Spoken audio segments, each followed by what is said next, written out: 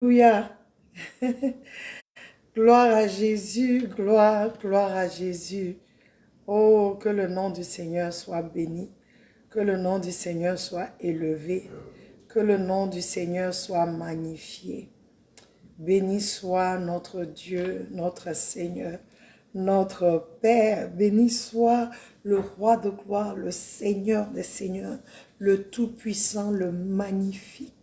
Notre Père, celui qui est digne d'être adoré à tout moment.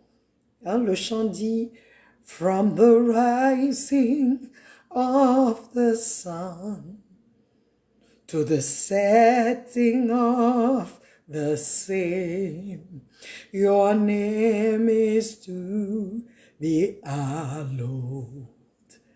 Adonai.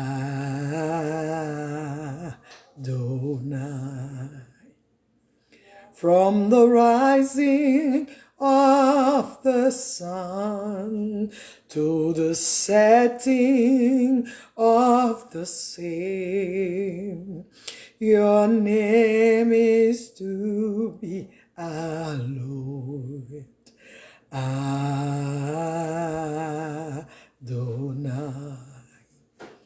Du lever du soleil jusqu'à son couchant,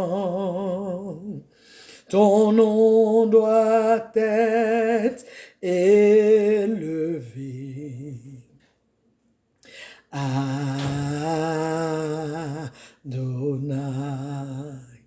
Du lever du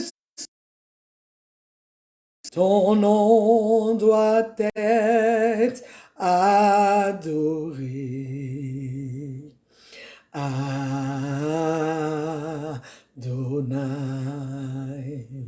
Ton nom doit être magnifié.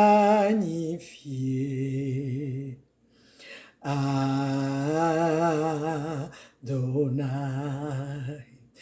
Ton nom doit être glorifié.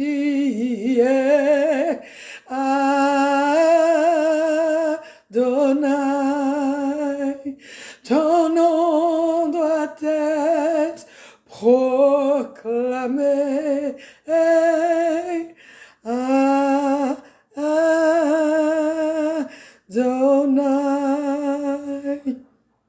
Alléluia. Du lever du soleil jusqu'à son couchant, le nom de notre Seigneur doit être élevé.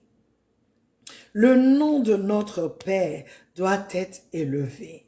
Le nom de notre Père doit être glorifié. Il est dit dans le livre de Matthieu, que ton nom soit sanctifié. Notre Père qui es aux cieux, que ton nom soit sanctifié. La première des choses qui doit être faite, que son nom soit sanctifié, que son nom soit élevé, que son nom soit glorifié, que son nom soit magnifié, que son nom soit béni, que son nom soit exalté, que son nom soit connu, reconnu comme tel, que la puissance de son nom soit manifestée.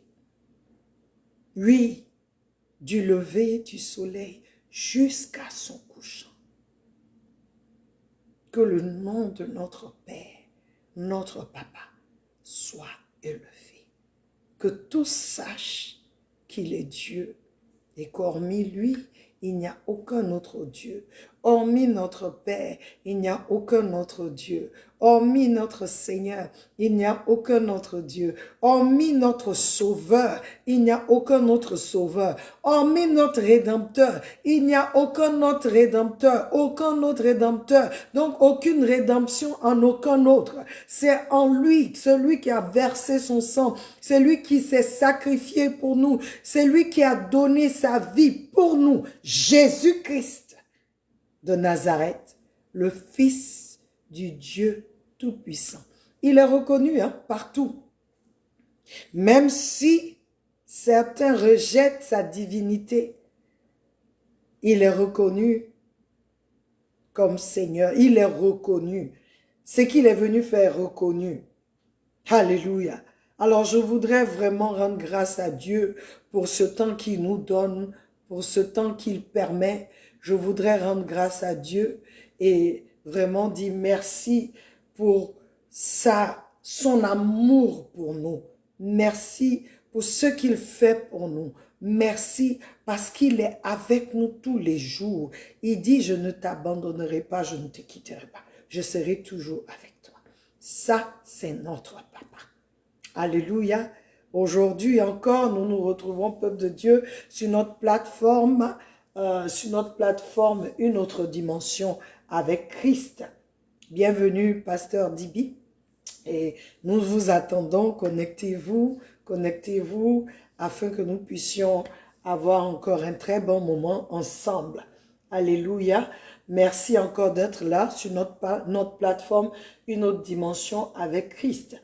Nous continuons toujours avec notre sujet du mois qui est la recherche du conseil divin. Oui, la recherche du conseil divin. La semaine dernière, nous avions parlé du conseil des impies que nous devons rejeter. Nous avons lu le psaume 1 et le verset 1 du psaume 1. Alléluia. Bienvenue Isaac Thiessé, que Dieu te bénisse. Nous avons lu psaume chapitre 1, verset 1, où nous avons parlé du conseil des impies, où la parole déclare que heureux, béni est l'homme qui ne marche pas selon le conseil des impies. Et nous avons dit, c'est l'homme qui ne marche pas selon le conseil des impies est béni. Alors l'homme qui marche selon le conseil des impies est maudit. Et nous avons exhorté, nous nous sommes exhortés avec la parole de Dieu de comment nous devons rejeter ce qui est des impies et ce qui ne glorifie pas Dieu. Nous avons défini c'est quoi un impie. C'est un incroyant, c'est quelqu'un qui n'a pas d'égard pour la religion, c'est quelqu'un qui n'a pas d'égard pour la morale, la justice. Et nous avons dit ce sont des gens qui viennent vers nous vraiment très gentils. Ils ont une manière de nous approcher. Et on a dit de vraiment faire attention et une manière de pouvoir discerner ces gens-là, discerner ces conseils quand ils viennent qui sont bons. Comment les discerner? C'est de pouvoir vraiment connaître la parole et chercher à connaître Dieu pour nous-mêmes afin que nous puissions faire la différence. Bienvenue, prophète Gueux, que Dieu te bénisse. Alléluia. Et aujourd'hui, nous voulons parler c'est-à-dire, en anglais, c'est facile de dire, mais en français, comment mettre? Je parle du bon conseil. Aujourd'hui, nous parlons du bon conseil et du conseil divin. Ça sera en anglais, good counsel and godly counsel. Vous comprenez? Donc, godly, c'est-à-dire conseil de Dieu, si je veux traduire littéralement. Hein? Aujourd'hui, nous parlons du bon conseil et du conseil divin. Et nous voulons savoir vraiment, j'aimerais bien définir le conseil, le bon conseil, le conseil divin, mais avant de le faire, j'aimerais que nous lisions des passages et à partir de là, nous pourrons sortir une définition. Nous pourrons sortir une définition de bon conseil et conseil divin. Alléluia. Bienvenue à vous, Ange-Henri Kahn, bienvenue. Les écritures que nous utiliserons aujourd'hui, c'est les livres de 2 Samuel 16, 23 et 2 Samuel 17, 14. 2 Samuel 16, 23 dit, « Et le conseil que donnait Ahitophel en ces jours-là était comme si un homme s'était enquis à l'oracle de Dieu. Ainsi, tout le conseil d'Ahitophel, tant envers David qu'envers Absalom. » Amen. Nous parlons de Ahitophel qui, la parole nous dit que lorsqu'il donnait des conseils, c'était comme si quelqu'un qui a cherché Dieu. Bienvenue, Maman Adjeb, que Dieu te bénisse. C'était comme si quelqu'un qui a cherché, qui allait vers Dieu et qui a reçu de Dieu. Hein? Et le verset, le chapitre de 2 Samuel encore, 17-14 dit, « Et Absalom et tous les hommes d'Israël dirent, le conseil de Hushai, l'archite, est meilleur que le conseil d'Ahitophel, car le Seigneur avait décrété de faire échouer le bon conseil d'Ahitophel afin que le Seigneur fasse venir le mal sur Absalom. » Je vous donne ces passages. Je vais encore un peu aller en arrière pour qu'on puisse mieux comprendre ces versets. Dans le chapitre 2, chapitre 2 Samuel 16, 23, on nous parle d'Ahitophel qui était comme un conseiller. Il était un conseiller de David. Et les conseils qu'il donnait étaient des conseils, c'était des conseils, comme on le dit, comme quelqu'un qui s'était enquis à l'oracle de Dieu. C'est-à-dire, ses conseils tombaient juste. Quand il donnait des conseils, c'était ça. Ça ne ratait pas quand tu suis ses conseils, c'est ce qui se passe. Mais au chapitre 17, on nous dit, parce que Absalom a fait un coup d'État à son père, un coup de royaume. Et Absalom est venu, a pris le royaume. David a refusé de se battre parce qu'il dit, il ne peut pas détruire la ville du Seigneur. Il ne peut pas, il ne va pas se battre. Donc David a préféré quitter. Donc Absalom est venu avec ceux qui étaient avec lui. Lorsqu'ils sont arrivés, Ahitophel a quitté David et il allait avec Absalom. Et le premier conseil qu'il donne à Absalom, c'est de coucher avec les concubines de son père, les concubines qu'il a laissées derrière à Jérusalem pour garder le palais. Il a dit à David, Ahitophel a dit à David, tu vas monter, c'est comme s'il va sur le toit où il y a une grande terrasse et va avec ces femmes-là, couche avec ces femmes et ta domination ou ton autorité sera établie. L'on verra ce que tu as fait. Et l'on saura que tu as pris la chose. Et la Bible nous raconte que Absalom a fait. Tout Israël a vu ce que Absalom a fait. Donc, déjà, on sait que, c'est Absalom maintenant. Maintenant, Ahitophel dit à Absalom, maintenant que tu es là, laisse-moi partir avec des hommes pour suivre David. Nous allons l'attraper et nous allons le tuer. Tu seras établi, ça sera toi maintenant. Et il se trouve qu'il y avait quelqu'un d'autre que David aussi avait laissé. Donc, Absalom, Ahitophel, c'est l'ancienne génération. Bienvenue Flora. Et Absalom demande maintenant à l'autre Hushai qui est resté, il lui demande, que penses-tu de ce que vient de dire Ahitophel? Et Hushai donne un conseil contraire à ce que, un conseil contraire de ce que Ahitophel a donné comme conseil à Absalom. Et c'est au verset 14, 17-14 que Absalom, on dit, et Absalom et tous les hommes d'Israël dirent, le conseil de Hushai, l'archite, est meilleur que le conseil d'Ahitophel. Car, pourquoi le conseil de Hushai était meilleur? On explique. Car le Seigneur avait décrété de faire échouer, écoutez bien, le bon conseil d'Ahitophel, afin que le Seigneur fasse venir le mal sur Absalom. Peuple de Dieu,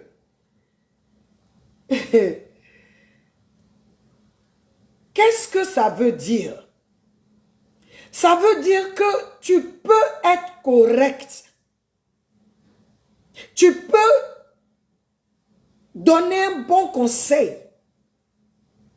Mais si ce bon conseil-là n'est pas en ligne avec le conseil de Dieu, il devient un mauvais conseil.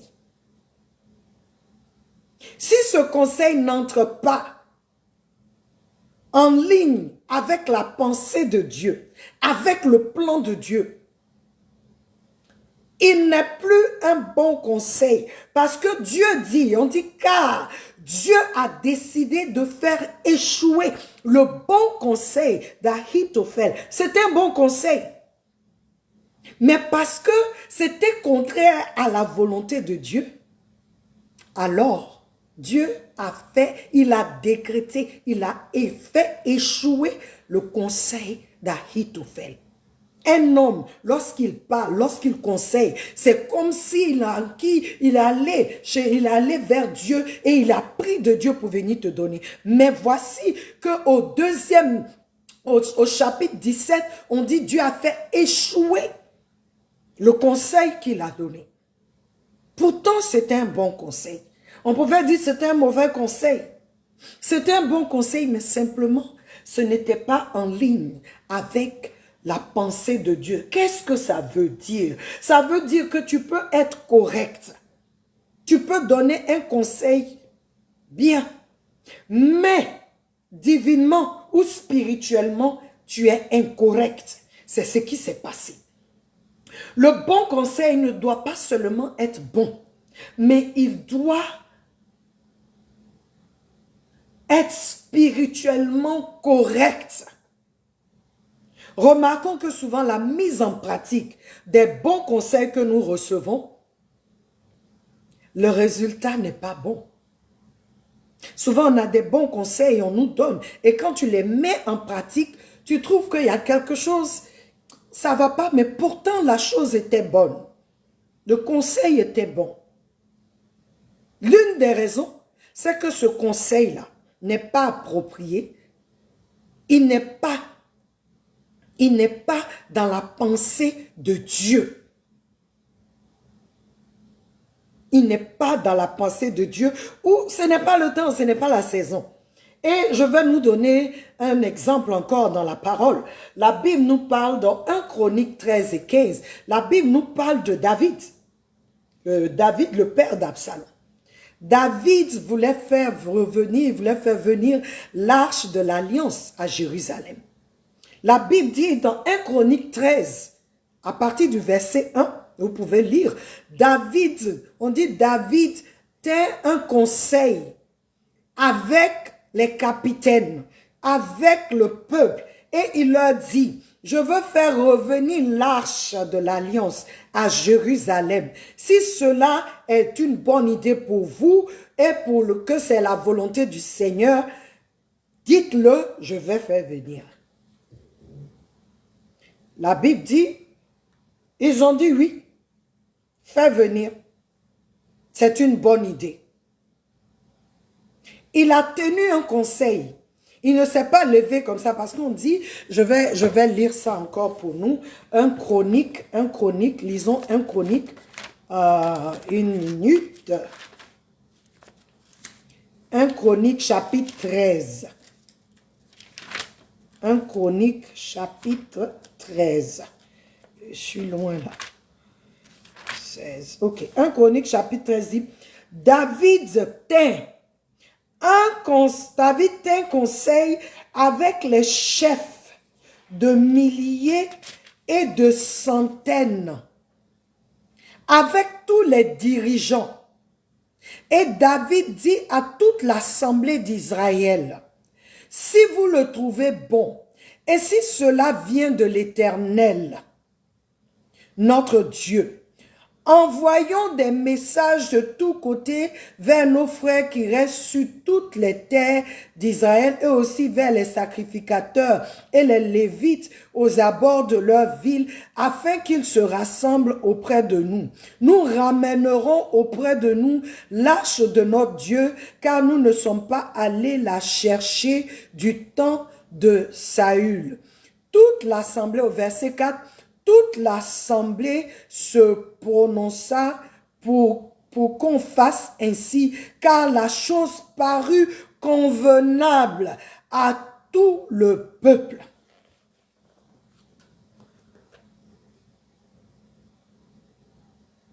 Bienvenue Irène, bienvenue Tina. Vous comprenez? Il a tenu un temps, c'est-à-dire il a eu conseil, il a dit ce qu'il voulait dire et il leur a demandé leur avis. On dit eux tous, on dit oui, c'est une très bonne idée David, vas-y, ramenons.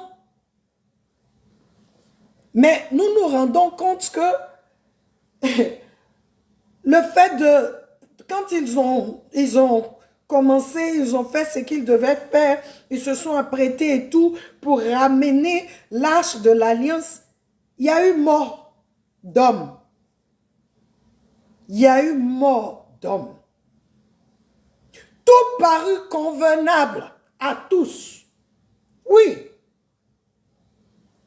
C'était une bonne idée et tout le monde a conseillé, vas-y.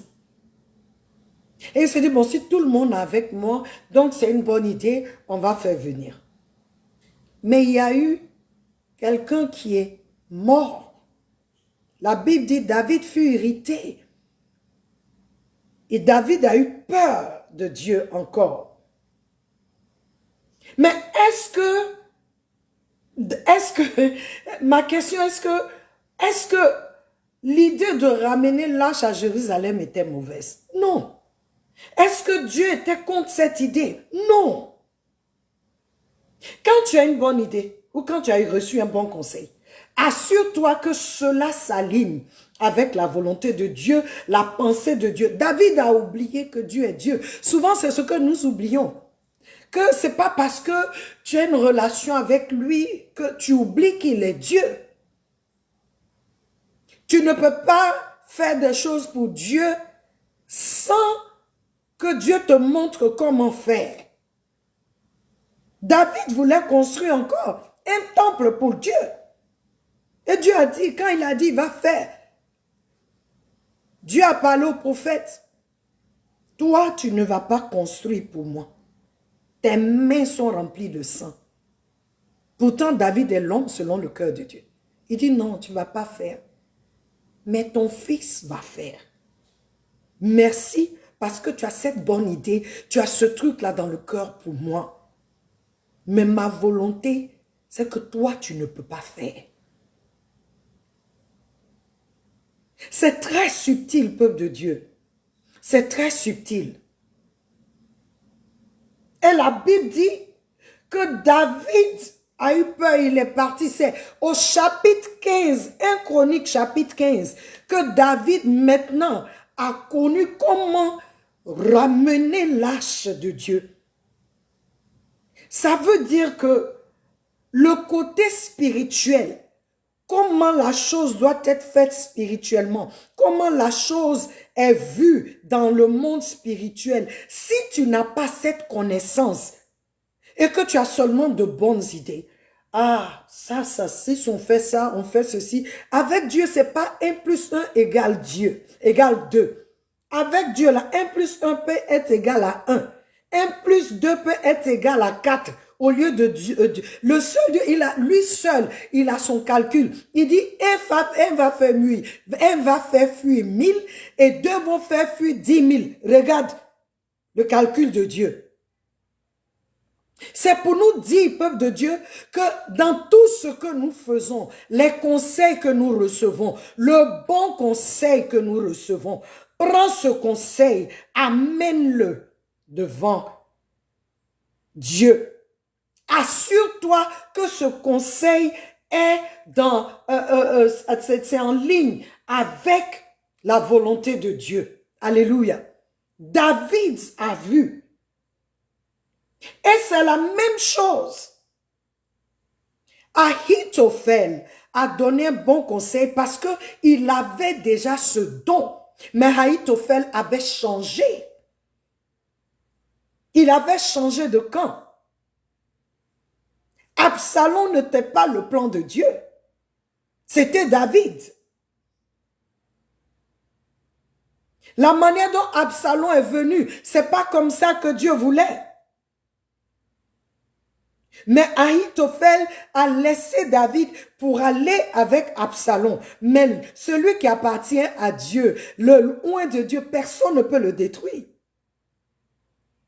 C'est pourquoi, comme je l'ai dit la dernière fois, quel que soit le sage qui te donne un conseil, il faut que ce conseil soit en ligne avec le plan de Dieu pour toi et pour moi. Alléluia. Donc nous allons retourner à nos écritures. Encore, le conseil d'Ahitophel, comme la Bible dit, était bon, mais il était contraire à la volonté de Dieu. Si Absalom avait suivi le conseil de Ahitophel, il allait détruire son père.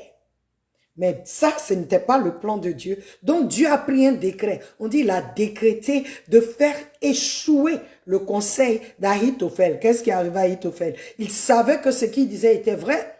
Et comme ça n'a pas été fait, il s'est pendu. Mais parce qu'il n'était pas dans la volonté de Dieu. Alléluia. Il n'était pas dans la volonté de Dieu. Donc la leçon ici, c'est qu'un bon conseil n'est vraiment pas bon conseil si ce conseil n'est pas en ligne et ne respecte pas la volonté de Dieu. Un bon conseil peut être inapproprié pour la saison. Je peux te donner un conseil aujourd'hui, mais ce n'est pas pour le temps. Donc si j'amène ce conseil devant Dieu, il me dira, c'est bon, mais attends. Et je vous donne un exemple palpable. En 2011, pendant la guerre en Côte d'Ivoire, nous avons reçu plusieurs conseils de quitter le pays. Nous avons reçu des coups de fil de rentrer, de quitter la Côte d'Ivoire, puisque nous sommes missionnaires en Côte d'Ivoire. Rentrer. Mais on savait que toutes ces personnes qui nous donnaient ces conseils-là, qui nous appelaient, c'est parce que ces personnes nous aimaient. C'est parce qu'elles nous aiment. C'est parce que ces personnes nous aiment. C'est parce que ces personnes pensent à notre bien-être. C'est parce que ces personnes veulent nous voir en sécurité. Nous le savons. Mais nous sommes allés chercher la face de Dieu. Et Dieu nous a dit de rester.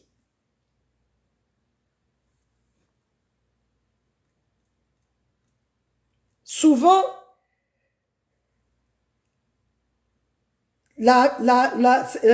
c'est-à-dire l'amour que les gens te portent, l'amour que les gens ont pour toi, la sympathie que les gens ont pour toi, ils veulent que ils veulent t'aider. Mais il faut que tu prennes le conseil pour amener devant Dieu. Comment reconnaître qu'un conseil est dans le plan de Dieu? C'est d'abord s'assurer que le conseil est conforme à la parole de Dieu. D'où la nécessité pour toi et moi de connaître et être intime avec la parole de Dieu, car la parole de Dieu est la volonté de Dieu. Donc deux, il faut développer une relation profonde avec Jésus-Christ le bon berger, car il dit dans Jean 10, 27, 28, « Mes brebis entendent ma voix, je les connais et elles me suivent. » En troisième, marchez par l'Esprit de Dieu, car Jean 16, 13 dit, « Quand le consolateur sera venu, l'Esprit de vérité, il vous conduira dans la vérité. »